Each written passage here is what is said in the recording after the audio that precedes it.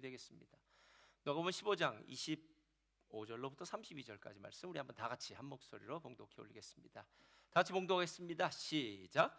마다들은 밭에 있다가 돌아와 집에 가까이 왔을 때에 풍악과 춤추는 소리를 듣고 한 종을 불러 이 무슨 일인가 물은데 대답하되 당신의 동생이 돌아왔음에 당신의 아버지가 건강한 그를 다시 맞아들이게 되므로 인하여 살찐 송아지를 잡았나이다 하니 그가 노하여 들어가고자 하지 아니하거늘 아버지가 나와서 권한대 아버지께 대답하여 이르되 내가 여러 해 아버지를 섬겨 명을 어김이 없거늘 내게는 염소 새끼라도 주어 나와 내 벗으로 즐기게 하신 일이 없더니 아버지의 살림을 창녀들과 함께 삼켜버린 이 아들이 돌아오매 이를 위하여 살찐 송아지를 잡으셨나이다.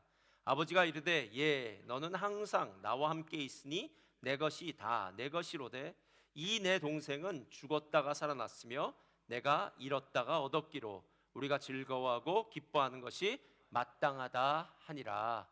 아멘. 자, 오늘 말씀의 제목은요 다 같이 읽겠습니다. 시작. 모든 길은 예수로 통한다. 자, 믿음의 선포 함께 하겠습니다. 믿음은 긍정적입니다. 믿음은 창조적입니다. 믿음은 소망적입니다. 나는 믿음의 사람입니다. 나는 주 안에서 행복합니다. 아멘. 할렐루야. 오늘 점심은 삼계탕입니다. 오늘 힘이 나실 것 같죠?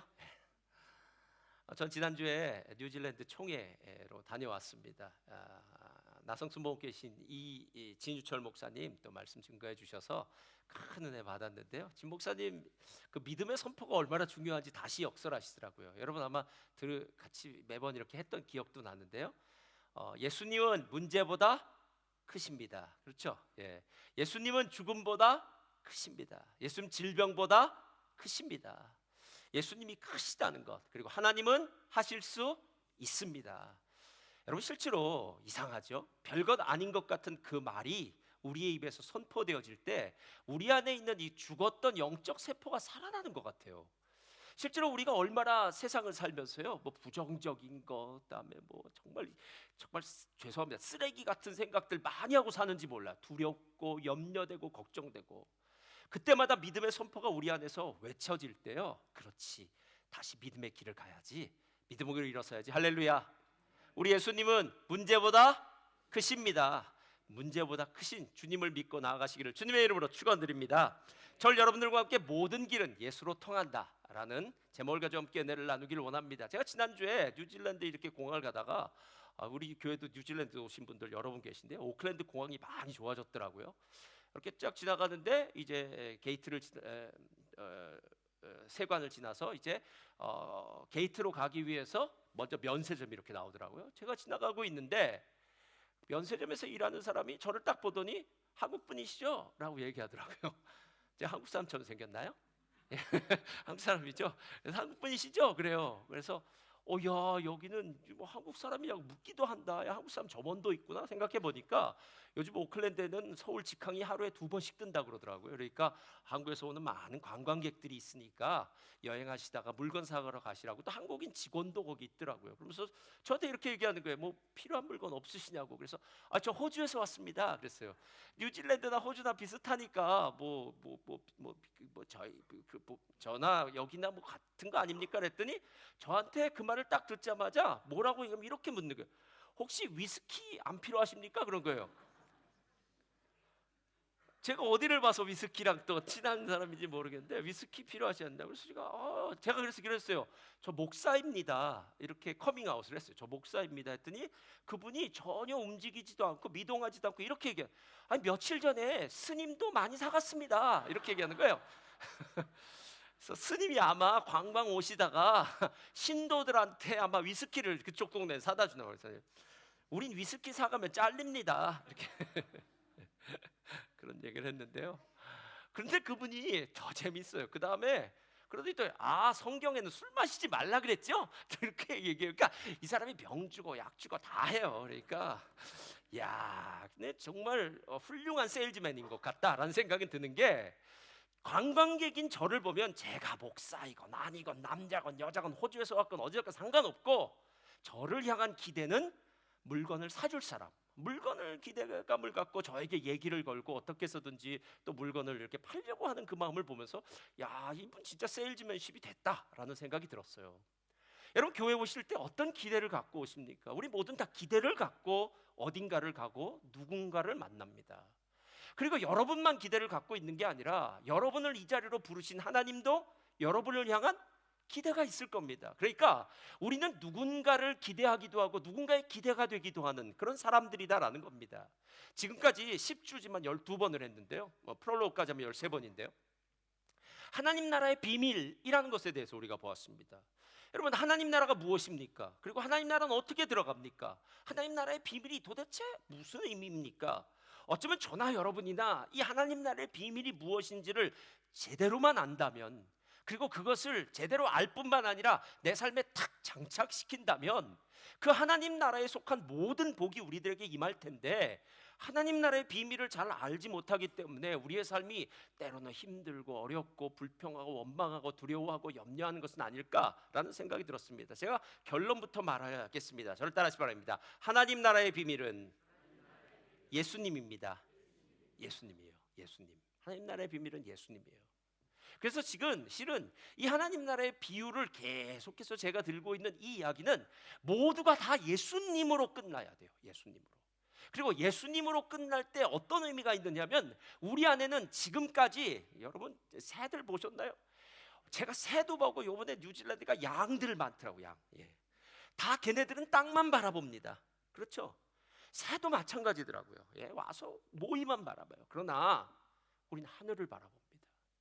하나님 나라의 비밀은 하늘을 바라볼 때, 하나님을 바라볼 때 우리들에게 주어지는 놀라운 축복인 줄 믿습니다. 그래서 오늘 말씀의 제목은 모든 길은 예수로 통한다. 이건 모든 길을 로마로 통한다는 이 예전 라틴이요. 라틴 그 로마의 격언에서 시작됐는데요. 로마 사람들이 한 일 중에 제일 위대한 일은 성을 쌓는 것이 아니라 길을 뚫은 것이라고 합니다. 길을 만들었는데 총 40만 킬로가 되는 길을 만들었답니다. 그러니까 로마 제국이 북아프리카와 유럽과 아시아에 걸친 정말 큰 제국을 만들었음에도 불구하고 그 길을 잘 닦아놨기 때문에 모든 사람들이, 모든 문물들이, 모든 문화가 로마라는 그 로마의 심장인, 로마 제국의 심장인 로마라는 도시로 나올 수 있는 것, 또 로마에서 모든 것이 다 펼쳐져 갈 수 있는 것, 이것은 바로 로마의 길 때문이다라는 겁니다. 그러니까 모든 것이 로마로 통하듯이 모든 것은 다 누구에게로요? 예수님께로 통한다. 오늘 이게 진짜 하고 싶은 말이다라는 겁니다. 오늘 이 탕자의 비유의 이 마다들은요, 여러분 너무나 잘 아시는 비유입니다. 제가 여러분에게 이야기하면 아유 나 다 알고 있어요 라고 얘기해요. 맞습니다. 여러분이 다 알고 있는 비유입니다. 실제로 탕자의 비유가 나와 있는 이 누가복음 15장은 잃어버린 3종 세트 시리즈라고 얘기할 수 있어요. 첫 번째는 목자가 양을 잃어버립니다. 100마리 양을 갖고 있던 목자가 들에서 양치다가 세보니까 한 마리가 없는 거예요. 그래서 그 한 마리를 찾기 위해서 나가서 결국은 찾아오고 그리고 잔치를 베풀었다라는 겁니다. 두 번째는 한 여자가 10드라크마의 동전 중에 한 동전을 집에서 잃어버립니다. 아니, 분명히 집에 있을 텐데 어디 있을까? 특별히 남자들은 어디다 놓으면 모르잖아요. 그러면 여보 이거 어디 있지? 이거 어디 있지? 묻듯이 그때 여자들은 야 귀신처럼 잘 찾더라고요. 이리도 찾아오고 저리도 찾아오고. 오늘 여자가 잃어버린 동전을 찾습니다. 너무나 기쁜 나머지 또 사람들을 불러 잔치를 베풉니다. 세 번째 비유는 탕자의 비유입니다. 둘째 아들이 아버지의 유산을 다 받아가지고 먼 나라로 가 허랑방탕하게 쓰고 그곳이 기근을 만나서 정말 고통스러울 때 아버지를 생각해서 돌아온다라는 이야기가 바로 그 이야기입니다. 여러분, 오늘 이 세 가지 이야기는 패턴이 있어요. 패턴. 그래서 무슨 패턴이냐면, 처음엔 누군가의 소유였다. 무엇인가는, 그러니까 양도 그리고 동전도 그리고 아들도 누군가의 소유였다. 그런데 어느 날 그 소유를 잃어버렸다라는 거예요. 그러니까 그 사람과는 상관없는 다른 곳으로 간 거죠. 분리돼 버린 거죠. 그래서 그 소유주가 정말 노심초사하고 갈망했다. 그래서 그 잃어버린 것을 찾으러 나가서 결국 찾았다. 그리고 찾은 다음에 와서 함께 사람들과 잔치를 베풀었다. 그러니까 마지막은 모두 무엇으로 끝나야 돼요? 함께 잔치를 베풀었다는 건. 그런데 잃어버렸다라는 말이 첫 번째 양이나 동전의 경우에는 이해가 가요. 양을 잃어버린 거죠. 동전도 잃어버린 거죠. 근데 사람은 좀 이상해요. 저는 예전에 어렸을 때 창경원에서 한번 잃어버려서 미아가 됐고요. 생긴 거하고 다르죠? 그 다음에 서울역에서 한번 잃어버려서 미아가 됐습니다.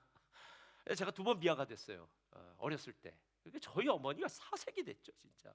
창경원에서 잃어버렸을 때 그나마 덜했대요. 서울역에서 잃어버릴 때 그땐 진짜 저희 어머니가 미치는 줄 알았답니다. 저희 막내 동생 걸쳐 없고 저 찾아다녀서 남산까지 올라갔다 그러더라고요. 서울역에서 남산이 얼마나 먼지 아시죠? 근데 제가 경찰서에 같이 있었어요, 경찰이랑. 그래서 찾은 적이 있어요. 여러분, 제가 어렸을 때 잃어버린 건 미아이기 때문에 잃어버렸다고 얘기할 수 있어요. 근데 당자는 잃어버린 자가 아니에요. 당자는 아버지한테, 살아계신 서슬이 퍼렇게 살아있는 아버지한테 내 목 주세요, 유산 주세요. 그래서 현찰로 만들어가지고 먼 나라까지 간 건 이건 잃어버린 사람이 아니라 배은망덕한 놈이겠죠. 아버지의 마음을 아프게 한 나쁜 자식이겠죠. 그래서 여긴 우리는 이해가 안 가요. 근데 성경을 한번 다시 보아야 됩니다. 32절 다 같이 한번 읽겠습니다. 32절 말씀이요. 시작. 내 동생은 죽었다가 살아났으며 내가 잃었다가 얻었기로 우리가 즐거워하고 기뻐하는 것이. 자, 여러분, 제가 분명히 얘기해 드릴게요. 다음 주에 설교할 프레임에 대한 얘기인데, 사람은 어떤 관점을 갖고 있느냐에 따라서 그 사람의 관점에 따라서 생각하고 판단합니다. 어떤 사람이 만약에 우울하고 부정적인 사람이라면요, 모든 사물을 부정적으로 봐요. 우리 한국 사람들이 그래요. 그래서 우리는 새가 울어요. 여기는 호주라서 잘 모르는구나. 자, 우리는 새가 운다고 얘기를 해요. 이 나라는요, 새가 노래를 부른다고 얘기해요. 그러니까 우리 민족이 얼마나 힘들었으면 새가 지금 기쁘게 노래를 부르고 있는데 저게 우는 소리로 들려진다. 이게 우리나라의 한이요, 한. 특히 며느리들의 한. 그 며느리들 시편도 안 읽는답니다. 왜냐면 시편에 시자가 들어가서 시편도 안 본다 그러더라고요, 웬만하면. 그러니까 이 며느리들의 한이 막 서려 있으니까. 그러니까 이 새도 운다라고 얘기할 정도로 우리 민족은 이렇게 관점이 틀려요. 근데 여러분, 성경을 보면서 우리가 잊지 말아야 될 것은, 우리는 우리 방식으로 성경을 보는 우리의 관점이 있지만 하나님은 우리에게 영적인 관점으로 성경을 보기 원하시는 거예요. 그게 뭐냐면, 이 둘째 아들은 아버지의 유산을 달라가지고, 아버지 생존에 계신데도 불구하고 달래서 떠난 나쁜 놈이 아니라, 오늘 영적인 눈으로 보니까 이 동생은 죽었다가 살아났다, 이렇게 얘기해요. 여러분, 하나님이 보기에 근원이십니다. 믿으십니까? 하나님 생명의 근원이십니다. 믿으십니까? 그러니까 아버지와 함께 있는 게 사는 거고요, 아버지와 함께 있는 게 복 있는 거예요. 근데 이 아들이 아버지의 유산을 들고, 아버지의 단물이라고 얘기할까요? 단물만 싹 빼서 아버지를 떠났어요. 그러니까 어디까지는 살 수 있죠. 마치 꽃꽂이 했을 때 며칠 동안은, 요즘 이제 봄이니까 그렇네요. 겨울 같은 경우에는 2주도 꽃이 예쁘게 살아있더라고요. 근데 그 꽃은 산 꽃이 아니라 죽은 꽃입니다. 이 아들은 지금 나쁜 놈이 아니라 죽은 아들이에요. 죽은 아들이에요. 생명과 붙어 있지 않기 때문에. 게다가 아버지가 뭐라고 이야기하냐면, 이 동생, 이 아들은 잃은 아들이야 라고 얘기하는 거예요. 이게 영적인 문제예요. 목회자에게 있어서 가장 큰 그 마음은요, 뭐냐면, 마음의 염려죠. 염려는 뭐냐면, 보이다가 안 보이는 사람들이에요. 그럼 어떤 생각이 드냐면, 이분이 무슨 일이 있었나? 어떤 상처가 있었나? 아니면 누구 때문에 어떤 시험에 들었나? 아니면 왠지 무슨 다른 일이 있었나? 집안에 무슨 일이 있었나? 여러분, 이게 매번 생각합니다. 그러니까 보이다가 안 보이면 안 돼요. 보이시기를 주님의 이름으로 부탁드립니다. 그래서 여러분, 자리 지키셔야 돼요. 근데 왜 걱정이 되냐면, 목사님 한 주 빠졌는데 왜 그러세요? 라고 얘기하는 그 사람은 한 주일지 모르지만, 그 한 주가 바로 생명과 분리되어져서 죽은 자일 수 있고요, 잃어버린 자일 수 있기 때문에.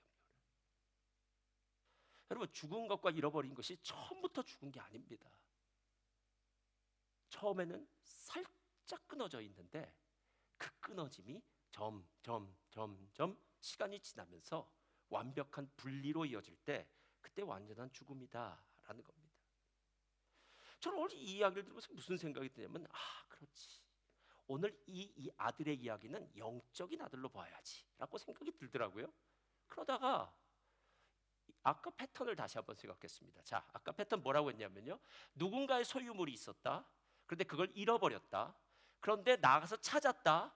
그리고 난 다음에는 기쁨으로 함께 공동체가 잔치를 베풀었다가 패턴이에요. 근데 세 번째, 이 탕자의 비유의 패턴은 그렇게 끝나지 않습니다. 탕자의 비유도 이렇게 끝나야 돼요. 잃어버린 아들이 아버지를 생각하고 다시 돌아왔다. 그래서 아버지는 너무나 기뻐서 그 아들을 몸을 목욕을 시키고, 그 다음에 옷을 갈아입히고, 그리고 금 가락지를 끼고 송아지를 잡고 풍악을 울리고 춤을 추면서 큰 잔치를 베풀었다라고 하면 모든 게 맞는데, 갑자기 우리가 아까 읽었던 25절부터 32절까지의 이야기가 딱 거기 들어온다라는 거예요. 맏아들 이야기로 오늘 끝난다는 거예요. 이 말이 무슨 말이에요? 하나님은 분명히 이 이야기의 마지막을 잔치로 끝나야 되는데, 이 잔치가 왠지 반쪽짜리 잔치처럼 끝나고 있는 것 같다라는 느낌이 드는 거예요. 그럼 우리는 이렇게 질문을 던져야 돼요. 하나님, 그렇다면 그 맏아들이 도대체 누굽니까? 왜 맏아들이 어떤 자들이길래 이렇게 끝납니까? 라고 물어보면 누가복음 15장 1절 2절 한번 다 같이 읽겠습니다. 누가복음 15장 1절 2절 시작. 모든 세리와 죄인들이 말씀을 들으러 가까이 나오니 바리새인과 서기관들이 수군결어 이르되 이 사람이 하고 음식을 같이 먹는다 하더라. 자, 이 맏아들은 바리새인과 서기관이었어요. 그러니까 이들은 이미 아버지 집에서 열심히 신앙생활을 잘하는 사람들, 신앙이 좋은 사람들이었는데, 이상한 건 죽었다가 살아온, 그리고 잃었다가 다시 찾은 이 둘째 아들이 다 돌아오는 게 탐탁치 않았다라는 거예요. 왠지 아세요? 영적인 눈이 닫혀졌기 때문에. 아까 우리가 얘기했잖아요. 영적인 눈이 열렸다면 죽었다가 살아났고 잃었다가 찾은 자가 되는데, 영적인 눈이 닫혀지니까 나쁜 놈, 배은망덕한 놈, 너 때문에 아버지가 얼마나 걱정했는지 알아? 야, 아버지가 살아있는데 아버지한테 유산을 달라 그래가지고 그걸 돈으로 바꿔서, 저기 맏아들이 그렇게 얘기해요. 창녀와 함께 허랑방탕하게 아버지의 이 재산을 탕진하고, 야, 벼룩도 낯짝이 있지 어떻게 다시 돌아올 수 있겠어? 말도 안 돼! 라고 이야기할 정도로 이 형은 충분한 일리가 있을 것 같다라는 거예요. 제가 그 일리 있는 걸 세 가지로 따져봤어요.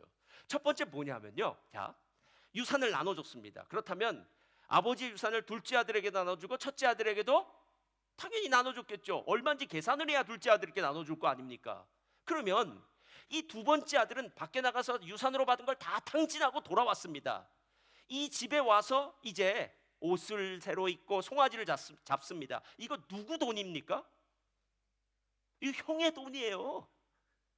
그러니까 저놈이 돌아와서 내 돈 쓰고 있는 겁니다. 그러니까 열받죠.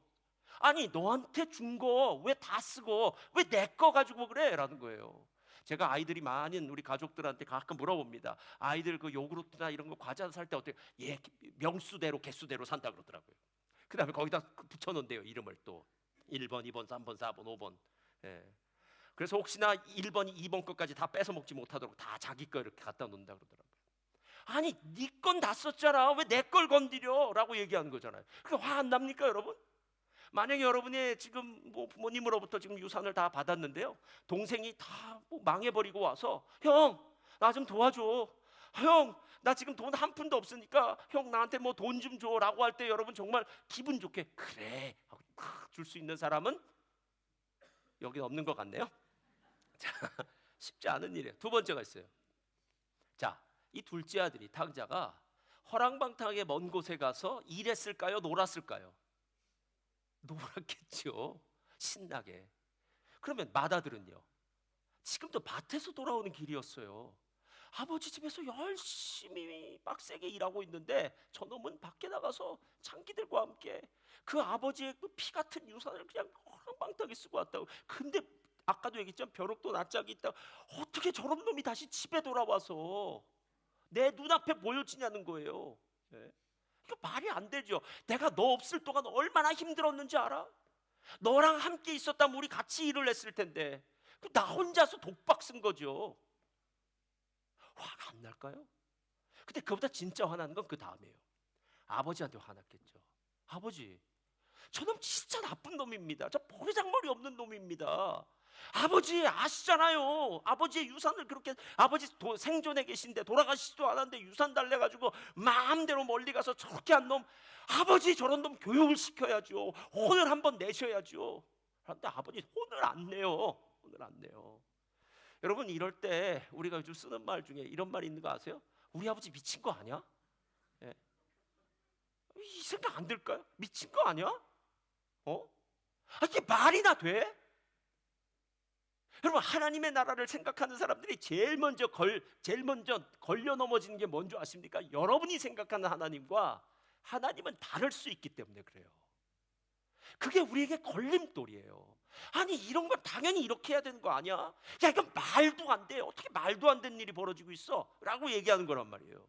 저를 따라하시기 바랍니다. 하나님의 나라는 합리적, 객관적, 이성적으로 우리를 납득시키지 않습니다. 여러분, 합리적, 이성적, 객관적 아무리 갖다 붙이십시오. 하나님의 나라는 그렇지 않습니다. 제가 여러분 가르쳐 드릴까요? 하나님이 왜 저를 구원하신지 저는 모릅니다. 제가 아무리 합리적, 이성적, 객관적으로 생각해도 왜 나를 선택하신지 모르겠어요. 반대로 왜 저 사람은 선택을 안 했는지도 모르겠어요.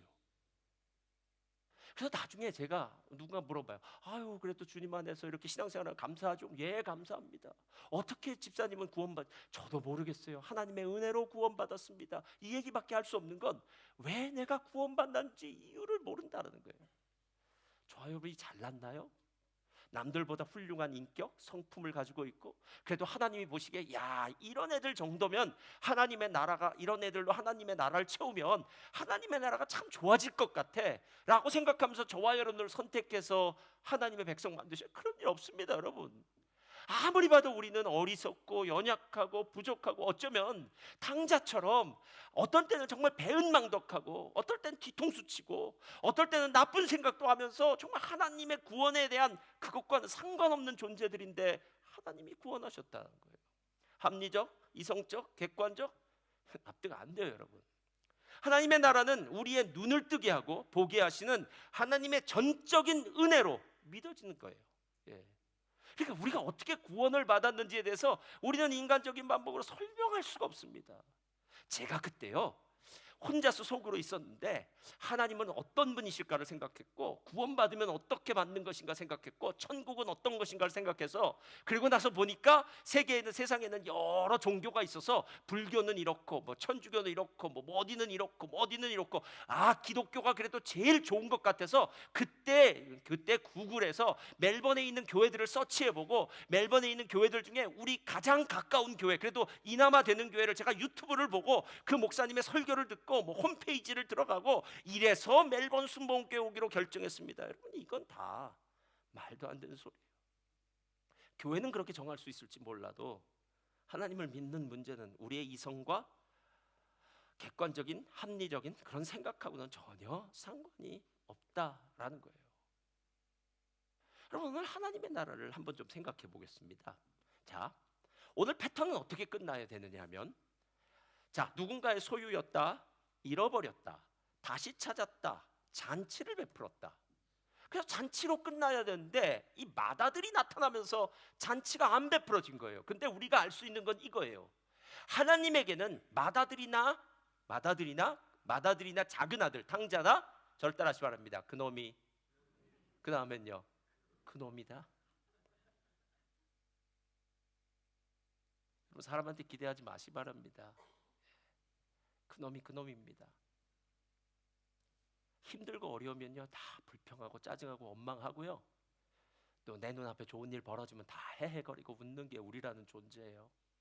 배고프면 화나고요, 배부르면 테레비 보고 싶고요, 놀러 가고 싶고요. 여러분, 우리란 존재는 다 그놈이에요. 근데 신기한 게 있어요.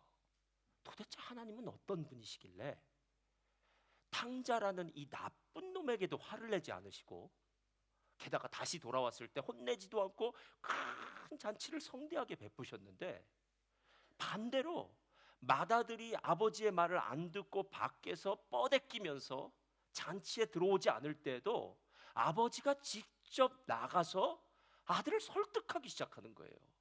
여러분, 이게 우리 시대에는 이해가 가는 이야기지만 그 당시엔 이해가 안 갑니다.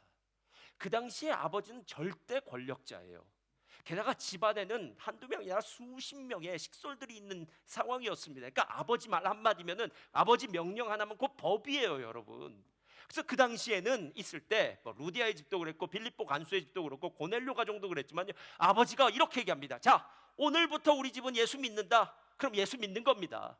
그 중에 누군가 싫어요, 저는 카톨릭 갑니다. 이거 아닙니다. 오늘부터 교회 가자면 교회 가는 겁니다. 그러니까 아버지의 권위가 절대적인 시대였는데 이 아버지는 그 카리스마틱한 권위는 어디론가 사라져버리고 둘째 아들한테도 그래 잘 돌아왔다 막 눈물을 흘리면서 잔치를 베풀어주고, 첫째 아들 야야야 네가 좀 참아, 여기 있는 거 다 네 거잖아, 잃어버렸다 돌아왔으니까 네가 좀 찾는 게 마땅하지 않니? 야, 내 건 다 내 거 아니니? 아니, 어떤 아버지길래 도대체 이런 식으로 이야기하고 있느냐라는 거예요. 이게 오늘 하나님 나라의 딜레마예요. 우리가 생각하는 것보다 하나님 훨씬 좋으신 분입니다. 얼마나 좋으시냐면요, 두 아들을 향해서 하나님은 마치 벌벌벌벌 키면서 두 아들을 설득시키는 하나님이세요. 가끔 어떤 분이 이렇게 얘기하더라고요. 목사님, 요즘 저 이렇게 살다가 맞을 것 같습니다. 걱정하지 마십시오. 그렇게 맞을 것 같으면 벌써 죽었습니다. 예. 하나님이 여러분을 억하심정이 있어서 몽둥이를 들고 너 어디 한번 보자, 너 잘못한 일 있으면 내가 너 예를 들어 1점에 한 대씩 이런 식으로는 없어요. 하나님 정말 좋으신 분이십니다. 하나님 설득하시죠. 이야기하시죠. 말씀하시면서 말합니다. 너 내 마음 아니? 내가 너를 얼마나 사랑한지 아니? 그리고 이건 이런 거야 라고 얘기하세요. 그래서 끊임없이 말씀 듣는 거 아닙니까? 말씀 듣는 거 아닙니까? 근데 하나님이 진짜 중요한 이유는요, 우리 인간은 문제만 바라봐요. 그래서 이렇게 얘기해요. 둘째 아들 같은 경우는 돌아왔죠. 아버지한테 재산 허랑방탕을 쓰고 돌아왔으니까 입이 10개라도 할 말이 없습니다. 근데 맏아들 같은 경우는 문제를 보는 거예요. 아버지, 아무래도 이건 아니지 않습니까? 저런 방탕한 아들, 저런 아들이라면 아버지가 좀 혼을 내주십시오. 잔치가 웬 말입니까? 이거 아버지 문제입니다. 저런 애들은요, 저거 좀 고쳐야 됩니다 라고 얘기를 해요. 우리의 약점이 뭔지 아세요? 똑똑하면 똑똑할수록 비판을 잘해요. 얼마나 비판을 잘하냐면, 야, 정말 난도질해야 되는 거는요, 여러분 이 교회 가보니까 이래, 여기는 이래, 저 사람은 저래 라고 얘기하면서 여러분이 똑똑한 만큼 모든 것들을 여러분이 판단할 거예요. 근데 하나님은요, 첫째 아들이나 둘째 아들 판단하지 않고요, 하나님은 새로운 해결책을 주세요. 그 해결책이 뭔지 아십니까? 하나님이 그토록 기대했던 바리새인이라는 맏아들이 아니라, 이건 짝퉁 맏아들이고요, 진짜 맏아들이 있어요. 로마서 한번 볼까요? 로마서 8장 29절 다 같이 한번 읽어보겠습니다. 로마서 8장 29절 시작. 하나님이 미리 하신 자들을 또한 그 아들의 형상을 본받게 하기 위하여 미리 정하셨으니 이는 그로 많은 형제 중에서, 잘 보세요, 우리를 하나님의 은혜로 구원하시기 위해서 누구를 준비하셨다고요? 맏아들, 진짜 맏아들 예수님을 준비하셨어요. 근데 이 예수님이 하신 일을 로마서 5장에는 이렇게 얘기해요.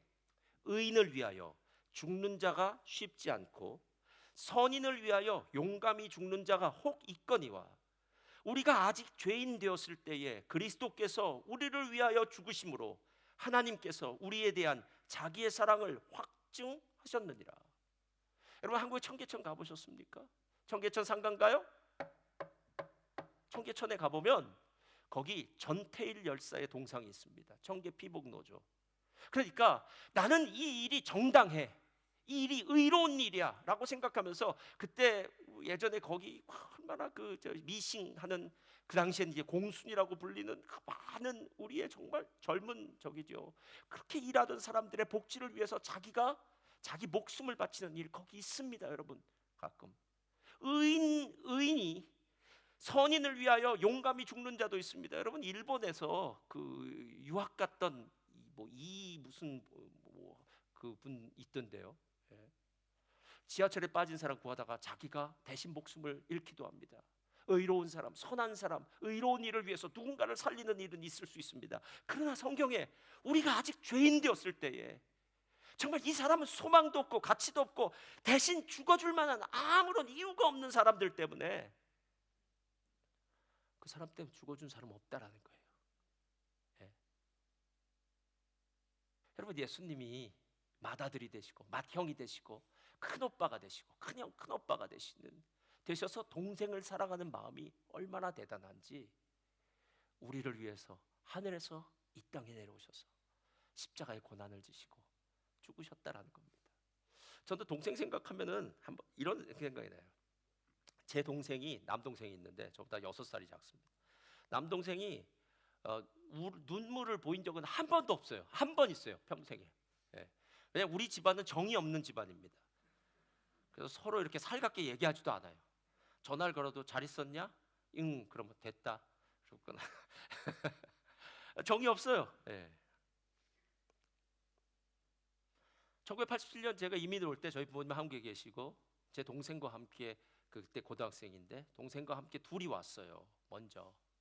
그러니까 한 30시간 비행기를 타고 왔어요. 제 동생이 고등학교를 다녔기 때문에 제가 부모님 대신 제 동생 2년 동안 학교도 데려다주고 하여튼 부모님 같은 일하면서 그 이민지의 정이라는 거 있잖아요. 힘들고 어려울 때 이민지의 정이 참 많이 들었어요. 그리고 고등학교를 졸업할 때 제 동생이 이제 다른 호주로 유학 간다고 그래서 비행기를 타는 공항을 갔는데 그때 제 동생이 눈물을 흘리더라고요. 형을 여기 놓고 가는 게 너무 안타깝다고. 그 당시만 해도 꼭 한 번 이민 가면 안 돌아올 거라고 생각했을 때 있었잖아요. 또 너무 멀고. 근데 그 동생을 보내는 제 마음속에도 얼마나 안타깝고 얼마나 애끓는 마음인데 저도 그날 저녁에 참 눈물 많이 흘렸던 그런 기억이 납니다. 여러분, 동생을 향해서 형제를 향해서 애끓는 마음이 있다는 거 아시지 않습니까? 그런데 그 마음, 우리의 그 마음은 예수님에 비하면 아무것도 아니에요. 예수님이 아무것도 아니에요. 예수님이라는 큰 형이죠. 맏아들이 우리를 위해서 고생하고 희생하고 하신 일은 비교 불가입니다. 이걸 올해가 아니라 작년이죠. 작년 1월 달에 갔던 우리 수련회, 전교인 수련회 때 히브리서 했거든요. 그때 히브리서 2장에 대해서 얘기할 때 했던 것 같아요. 제가 히브리서 2장은 예수님의 인성에 대해서 성경에서 유일하게 기록해 놓고 있는 부분이에요. 그러니까 이 부분이 인성이다, 이 부분이 인성이다가 아니라 예수님의 인성은 이런 거다라고 얘기할 때 이렇게 얘기를 시작해요. 10절 그러므로 만물이 그를 위하여 또한 그로 말미암은 이가 많은 아들들을 이끌어 영광에 들어가시는 일에 그들의 구원의 창시자를 고난을 통하여 온전하게 하심이 합당하도다. 자, 하나님은 온 천지 만물을 창조하신 창조주입니다. 우리를 만드신 분이십니다. 우리를 이 땅에 살게 하신 분이십니다. 문제는 우리가 하나님 앞에 죄를 짓고 영원히 죽을 수밖에 없는 심판받은 존재가 되었다는 거예요. 그런데 그 심판받은 존재를 위해서 그들의 구원의 창시자, 이 구원의 창시자라는 것은요, author라는 뜻이에요. 구원의 저자라는 말, 구원을 시작한 사람이라는 거예요. 그러니까 구원하면 누구부터 나와야 되면 예수님이 나와야 돼요. 왜냐? 예수님이 나의 죄를 위하여 십자가에 죽으시고 부활하신 사건이 바로 구원의 시작이기 때문에 예수님이 이 땅에 오셔서 우리의 큰형이죠. 맏아들인 예수님이 이 땅에 오셔서 나의 죄를 짊어지고 십자가의 고난을 당하신 것, 이게 바로 예수님이 하신 일이란 거예요.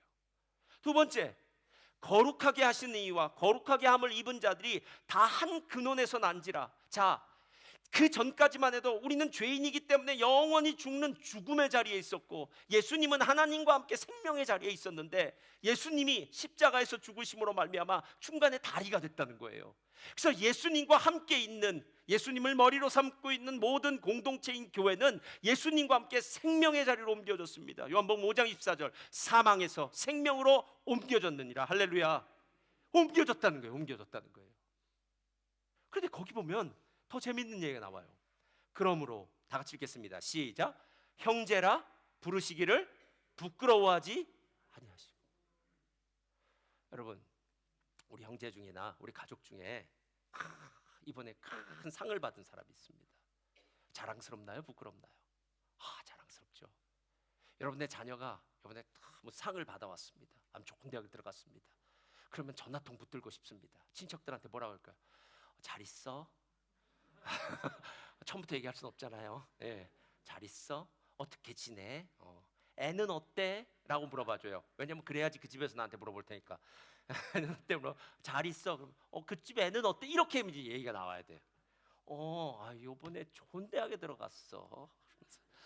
아이 참나, 걔는 왜 이렇게 공부를 잘하는지 모르겠어. 뭐 이렇게 얘기해. 예? 여러분, 자랑스러운 아들이 있고 딸이 있고 자랑스러운 가족이 있고 형제가 있어. 이럴 땐 정말 자랑하고 싶어요. 입이 근질근질해서 못 참겠어요. 근데 어떨 땐 부끄러운 사람이 있을 수 있어요. 만약에 우리 가족 중에 누군가 저 감옥에 갔어요. 큰 범죄를 저질렀어요. 사람들한테 손가락질을 받는 사람이에요. 그렇다면 그 사람이랑 비슷하게 있다는 얘기도 안 하겠죠. 왜? 괜히 그 사람과 연루돼서 안 좋은 사람과 연루되면 나중에 우리 가족이 뭐 혼사끼리 막힌다던가, 야, 저 집안에 그런 사람이 있대 라고 얘기하는 그런 가십거리가 될지 몰라서요. 그런데 오늘 예수님은 저와 여러분을 형제라고 부르신데 부끄러워하지 않으셨다라고 합니다. 희생해 주시고 부끄러워하지 않으신다. 제가 그래서 두 가지를 한번 정리해 봤어요. 첫 번째, 우리를 위해 맏아들됨의 손해를 감수하셨어요.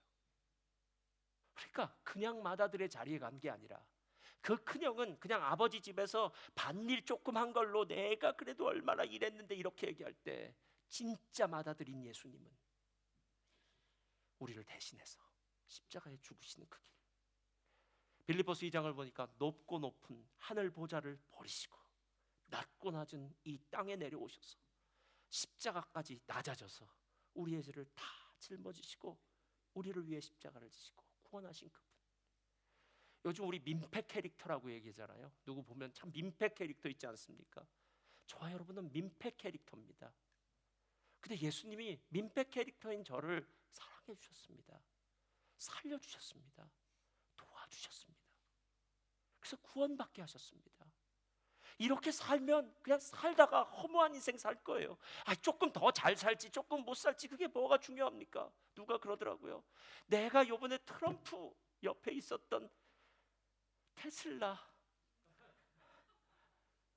그때 알아봤어야 되는데, 주님 왜 저에게 일론 머스크가 그렇게 많은 돈을 트럼프에게 후원할 때 알아보고 주식을 샀어야 되는데. 여러분, 그 주식을 샀으면 돈을 좀 벌었을 겁니다. 근데 여러분, 그 주식으로 번 돈이 계속 내 손에 있을까요?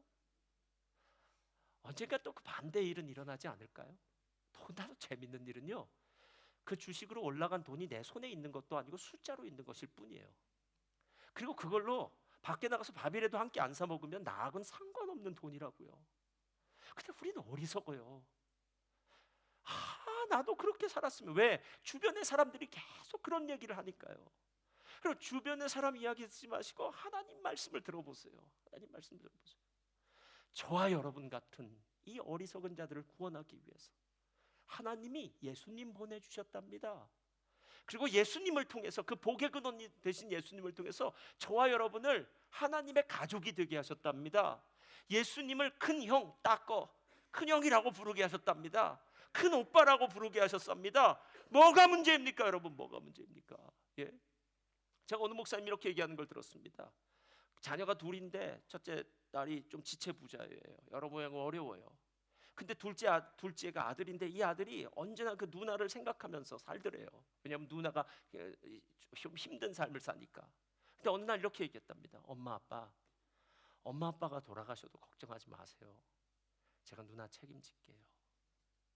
더 나이가 어리니까 그렇게 얘기했겠죠.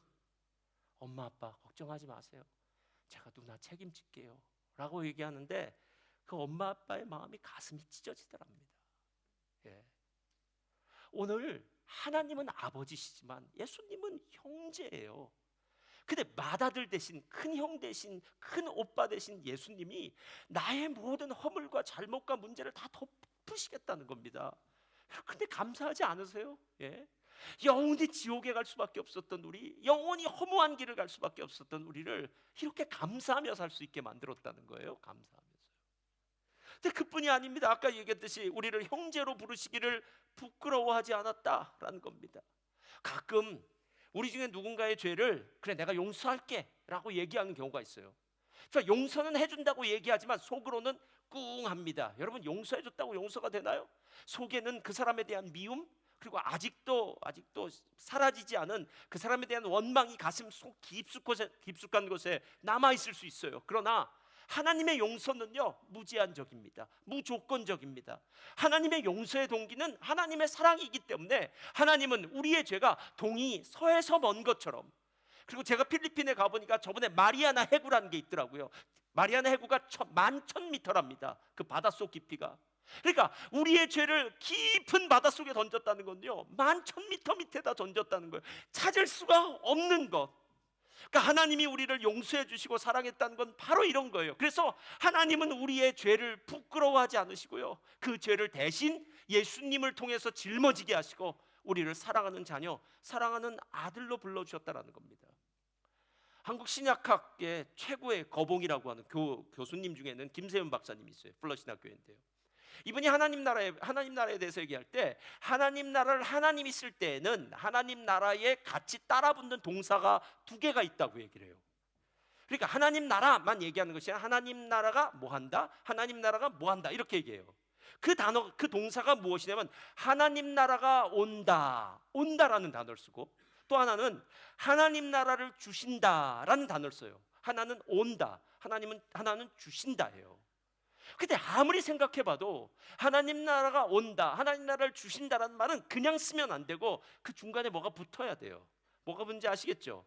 하나님이 주시는 하나님의 나라는 예수님과 함께 오는 나라입니다. 할렐루야. 예수님과 함께 온다. 하나님이 주시는 하나님의 나라는 예수님을 통해서 주어지는 나라입니다. 그러니까 예수님 마치 다리가 되는 거예요.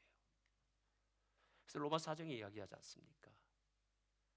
하나님의 그 은혜의 보좌 앞에 담대히 나가기 위해서는 예수님 붙들고 가는 겁니다.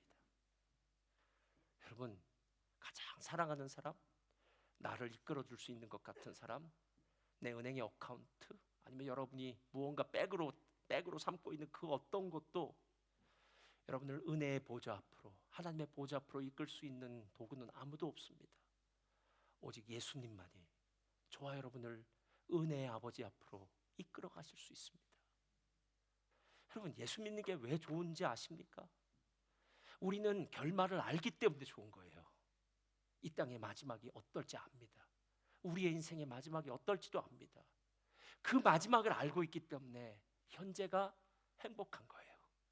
그리고 어떻게 살아야 될지를 아는 게 우리의 삶입니다. 저를 따라하시기 바랍니다. 예수님이 저한테 앞으로 놔주시고요. 예수님이 우리의 큰형 되십니다.